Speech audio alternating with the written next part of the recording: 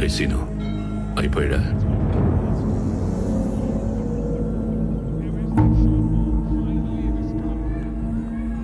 Scene, If whale dates a small fish, how it will be? Same. It's happened here.